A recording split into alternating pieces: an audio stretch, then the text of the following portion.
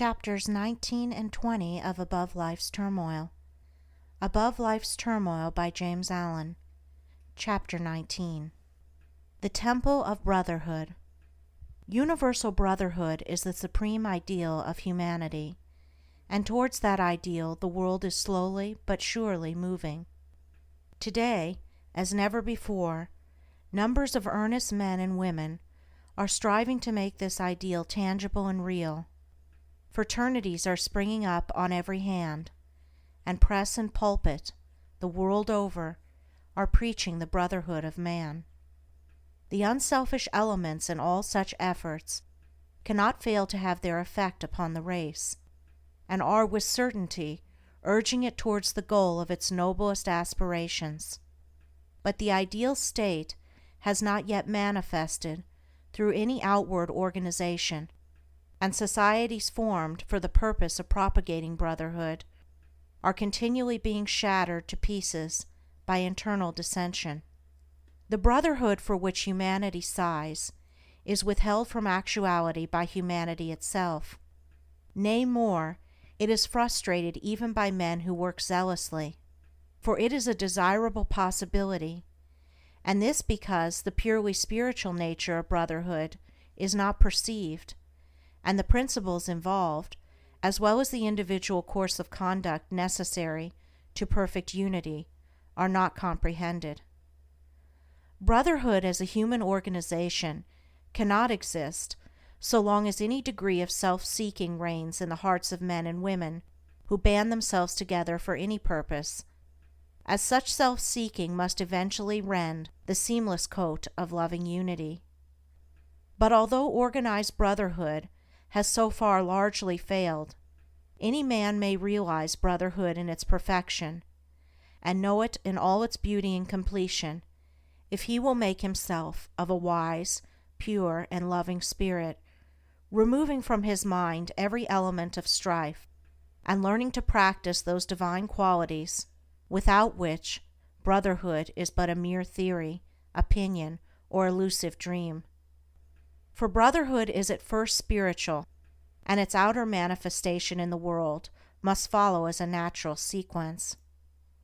As a spiritual reality, it must be discovered by each man for himself, and in the only place where spiritual realities can be found, within himself, and it rests with each whether he shall choose or refuse it. There are four chief tendencies in the human mind which are destructive of brotherhood, and which bar the way to its comprehension, namely, pride, self-love, hatred, condemnation. Where these are there can be no brotherhood. In whatsoever heart these hold sway, discord rules, and brotherhood is not realized. For these tendencies are, in their very nature, dark and selfish, and always make for disruption and destruction. From these four things proceeds that serpent brood of false actions and conditions which poison the heart of man, and fill the world with suffering and sorrow. Out of the spirit of pride proceed envy, resentment, and opinionativeness. Pride envies the position, influence, or goodness of others. It thinks, I am more deserving than this man or this woman. It also continually finds occasion for resenting the actions of others, and says, I have been snubbed, I have been insulted, and thinking altogether of his own excellence, it sees no excellence in others. From the spirit of self-love proceed egotism, lust for power, and disparagement and contempt. Self-love worships the personality in which it moves. It is lost in the adoration and glorification of that I, that self, which has no real existence, but is a dark dream and a delusion. It desires preeminence over others and thinks, I am great, I am more important than others. It also disparages others, and bestows upon them contempt, seeing no beauty in them, being lost in the contemplation of its own beauty. From the spirit of hatred proceed slander, cruelty, reveling, and anger. It strives to overcome evil by adding evil to it. It says, "This man has spoken of me ill. I will speak still more ill of him, and thus teach him a lesson." It mistakes cruelty for kindness, and causes its possessor to revile a reproving friend. It feeds the flame of anger with bitter and rebellious thoughts. From the spirit of condemnation proceed accusation, false pity, and false judgment. It feeds itself on the contemplation of evil and cannot see the good. It has eyes for evil only, and finds it in almost everything and every person. It sets up an arbitrary standard of right and wrong by which to judge others, and it thinks, "This man does not do as I would have him do. He is therefore evil, and I will denounce him." So blind is the spirit of condemnation that whilst rendering its possessor incapable of judging himself, it causes him to set up as the judge of all the earth. From the four tendencies enumerated, no element of brotherliness can proceed. They are deadly mental poisons, and he who allows them to rankle in his mind cannot apprehend the peaceful principles on which brotherhood rests.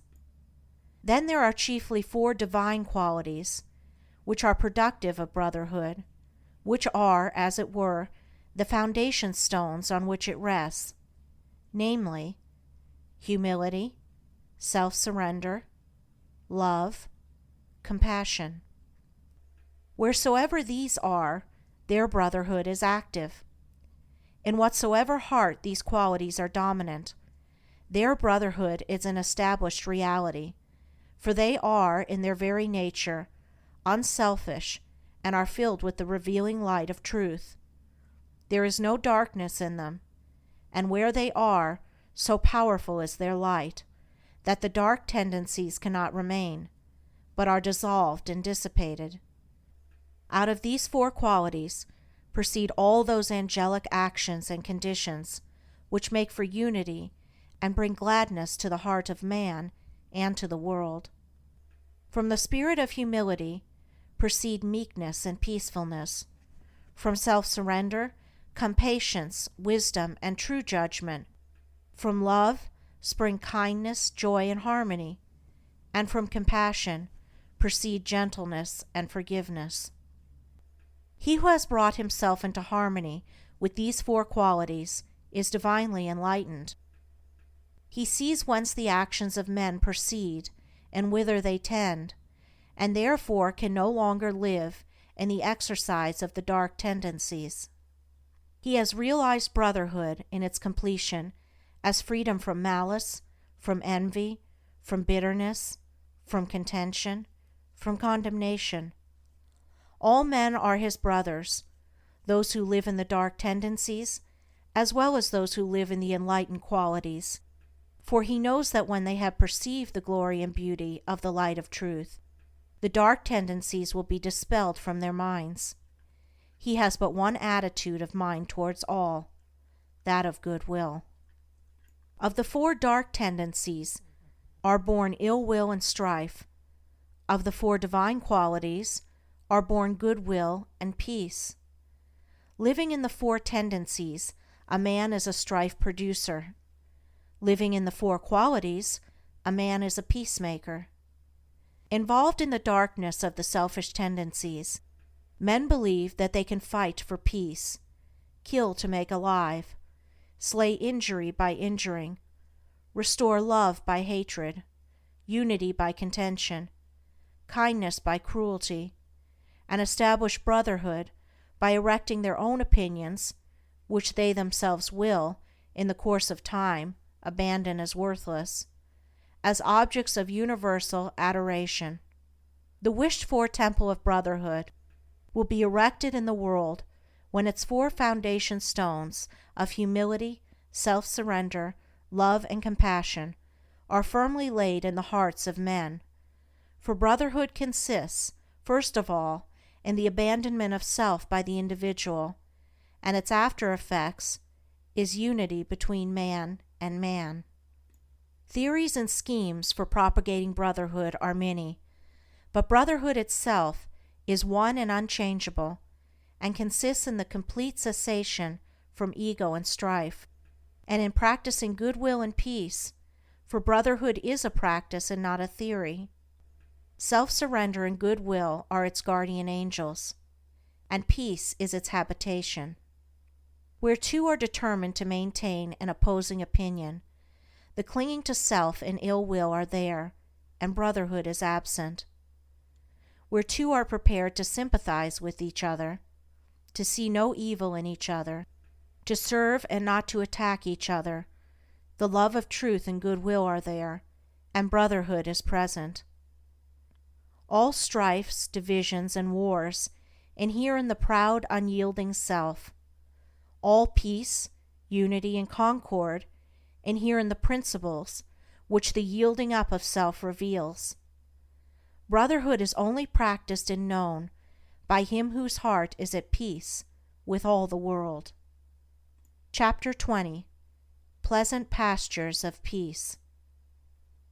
He who aspires to the bettering of himself and humanity should ceaselessly strive to arrive at the exercise of that blessed attitude of mind by which he is enabled to put himself mentally and sympathetically in the place of others, and so, instead of harshly and falsely judging them and thereby making himself unhappy, without adding to the happiness of those others, he will enter into their experience, will understand their particular frame of mind, and will feel for them and sympathize with them. One of the great obstacles to the attainment of such an attitude of mind is prejudice, and until this is removed it is impossible to act toward others as we would wish others to act toward us. Prejudice is destructive of kindness, sympathy, love, and true judgment, and the strength of a man's prejudice will be the measure of his harshness and unkindness toward others, for prejudice and cruelty are inseparable. There is no rationality in prejudice, and immediately it is aroused in a man he ceases to act as a reasonable being, and gives way to rashness, anger, and injurious excitement. He does not consider his words, nor regard the feelings and liberties of those against whom his prejudices are directed. He has, for the time being, forfeited his manhood, and has descended to the level of an irrational creature. While a man is determined to cling to his preconceived opinions, mistaking them for truth, and refuses to consider dispassionately the position of others, he cannot escape hatred, nor arrive at blessedness. The man who strives after gentleness, who aspires to act unselfishly toward others, will put away all his passionate prejudice and petty opinions, and will gradually acquire the power of thinking and feeling for others, of understanding their particular state of ignorance or knowledge, and thereby entering fully into their hearts and lives, sympathizing with them, and seeing them as they really are. Such a man will not oppose himself to the prejudices of others by introducing his own, but will seek to allay prejudice by introducing sympathy and love, striving to bring out all that is good in men, encouraging the good by appealing to it, and discouraging the evil by ignoring it. He will realize the good in the unselfish efforts of others, though their outward methods may be very different from his own, and will so rid his heart of hatred, and will fit it with love and blessedness. When a man is prone to harshly judge and condemn others, he should inquire how far he fails short himself. He should also reconsider those periods of suffering when he himself was misjudged and misunderstood, and gathering wisdom and love from his own bitter experience, should studiously and self-sacrificingly refrain from piercing with anguish hearts that are as yet too weak to ignore, too immature and uninstructed to understand. Sympathy is not required towards those who are purer and more enlightened than oneself, as the purer one lives above the necessity for it. In such a case, reverence should be exercised, with a striving to lift one's self up to the purer level, and so enter into possession of the larger life. Nor can a man fully understand one who is wiser than himself, and before condemning he should earnestly ask himself whether he is, after all, better than the man whom he has singled out as the object of his bitterness. If he is, let him bestow sympathy; if he is not, let him exercise reverence. For thousands of years the sages have taught, both by precept and example, that evil is only overcome by good, yet still that lesson, for the majority, remains unlearned. It is a lesson profound in its simplicity, and difficult to learn because men are blinded by the illusions of self. Men are still engaged in resenting, condemning, and fighting the evil in their own fellow men, thereby increasing the delusion in their own hearts, and adding to the world sum of misery and suffering. When they find out that their own resentment must be eradicated, and put love in its place, evil will perish for lack of sustenance. With burning brain and heart of hate, I sought my wronger early, late, and all the wretched night and day, my dream and thought was slay and slay. My better self rose uppermost, the beast within my bosom lost. Itself in love, peace from afar, shone o'er me radiant like a star.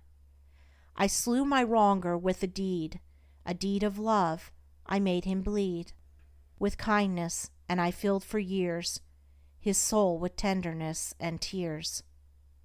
Dislike, resentment, and condemnation are all forms of hatred, and evil cannot cease until these are taken out of the heart. But the obliterating of injuries from the mind is merely one of the beginnings in wisdom. There is a still higher and better way, and that way is so to purify the heart and enlighten the mind that, far from having to forget injuries, there will be none to remember, for it is only pride and self that can be injured and wounded by the actions and attitudes of others, and he who takes pride and self out of his heart can never think the thought, I have been injured by another, or I have been wronged by another. From a purified heart proceeds the right comprehension of things, and from the right comprehension of things proceeds the life that is peaceful, freed from bitterness and suffering, calm and wise. He who thinks, this man has injured me, has not perceived the truth in life, falls short of that enlightenment which disperses the erroneous idea of evil as a thing to be hatefully resented. He who is troubled and disturbed about the sins of others is far from truth. He who is troubled and disturbed about his own sins is very near to the gate of wisdom. He in whose heart the flames of resentment burn cannot know peace nor understand truth.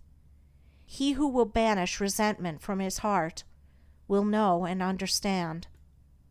He who has taken evil out of his heart cannot resent or resist it in others, for he is enlightened as to its origin and nature, and knows it as a manifestation of the mistakes of ignorance. With the increase of enlightenment, sin becomes impossible.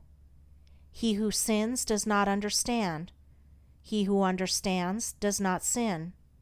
The pure man maintains his tenderness of his heart toward those who ignorantly imagine they can do him harm. The wrong attitude of others toward him does not trouble him. His heart is at rest in compassion and love. Blessed is he who has no wrongs to remember, no injuries to forget, in whose pure heart no hateful thought about another can take root and flourish.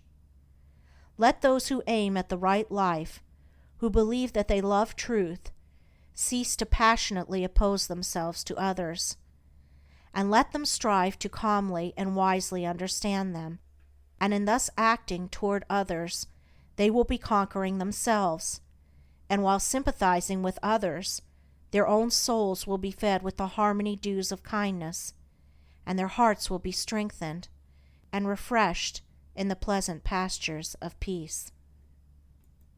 End of chapters 19 and 20.